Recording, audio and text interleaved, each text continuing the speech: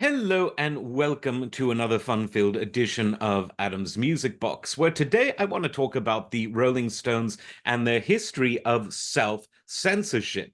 Now, the lyrics are known for being very lurid and they're laced with double entendre and sometimes outright sexual imagery that appears childish, especially if you're in your 70s and 80s. But be that as it may, they've also had some extremely classic songs and are the iconic rock and roll band that has outlived all of the others and still create excellent shows for their audiences in football stadiums around the world.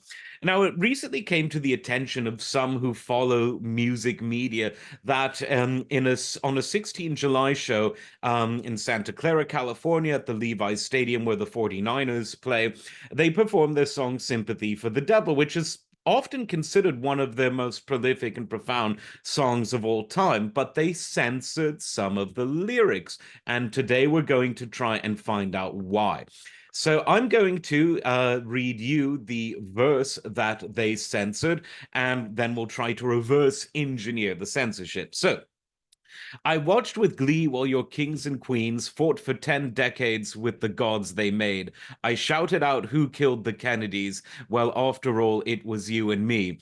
Let me please introduce myself. I'm a man of wealth and taste, and I laid traps for troubadours who get killed before they reach Bombay. You know, a lot of very sort of obtuse stuff in there, but it's essentially the whole song is all about various tricks, traps, and wrongdoings that the devil gets up to. And for instance, there's quite a few assassination references. There was a reference to the assassination of Tsar Nikolai, or Nicholas, if you will, the second, which took place in 1917 in Russia. There was a line about Pontius Pilate and the crucifixion of Christ. And so there's a lot of blood and a lot of very important events that were mentioned in the song. And so people wondering, well, why did they omit the third verse? And there's been some speculation, and perhaps we'll never know. Some people have suggested that it was because the show took place several days after the attempted assassination of former President Donald Trump. But there were other assassinations, like that of the Tsar mentioned in the song.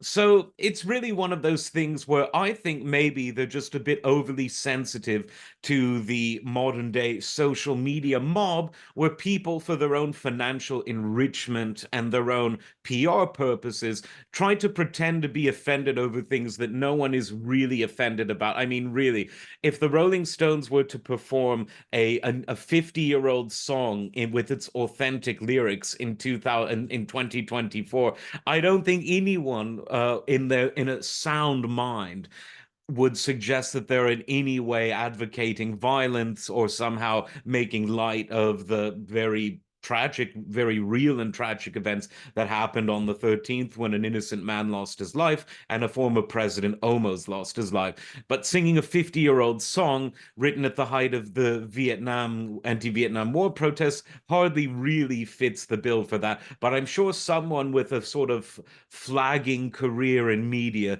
whether mainstream media or alternative media, would make a big deal of something where there is none. And it's not the first time that they've sort of jumped when the censorship starting gun is fired. In the 60s, they were invited to appear on the Ed Sullivan Show, and they were asked to change the lyrics to the song Let's Spend the Night Together to Let's Spend Some Time Together. For those who've grown up in the world of Sexy Red and Cardi B, you might think that this is a bit silly, but in the 60s, that Let's Spend the Night Together was too raunchy for old Ed. So the Rolling Stones complied, and this is sometimes contrasted with what the Doors did when Jim Morrison refused to omit the lyrics to Light My Fire, Girl, We Couldn't Get Much Higher. However, Oliver Stone in his film, and I've mentioned this before, but we might as well mention it again, he didn't actually portray that accurately. In the Oliver Stone portrayal, the actor Val Kilmer playing Jim Morrison looks at the camera with sort of anger and passion, singing the lines as if to put a finger up to Ed Sullivan. Where in real life, and the video is widely available, it's a good performance. He sings the lyrics in a regular manner, like he would have done anyway. And the story was he genuinely forgot, which is completely understandable because when you have the muscle memory of singing the same lyrics night after night, it's going to take a lot of remembering to change them for one gig in itself. But the Stones did change the lyrics, and that made Ed Sullivan happy. And then more recently, the Stones decided to omit the song Brown Sugar that had been very popular over the years from their future live shows because of lyrics that have always been somewhat nonsensical, except for the chorus. It sort of combines the idea of transatlantic chattel slavery with sex slavery. It's always been a kind of weird lyric when you really listen to it, but because the music is catchy, it's been all over AM and FM radio for years. But they got rid of that in 2021 because they thought it was racially insensitive. Many people agreed. Others felt that, again, the song's been around for so long that most people weren't even really paying attention to the lyrics, which I think is generally true of all songs. Usually, when people get upset about lyrics, they're people that are trying to make a name for themselves, whether it's Tipper Gore in the 80s or Charlton Heston trying to revive a failing movie career in the early 90s. Don't get me wrong, he was one of the finest actors ever, but well past his prime when he started attacking Ice-T in the 90s, where the people who like a song, I would say that most people listen to it for the overall sound. And insofar as the lyrics are important, it's the singing. Now, in other genres that are consciously lyrical, like hip hop, rap in particular, and certain sorts of folk music and protest music, that's different. But for generic pop music, for rock music, for dance music, people are really listening to the sound more than the lyrics.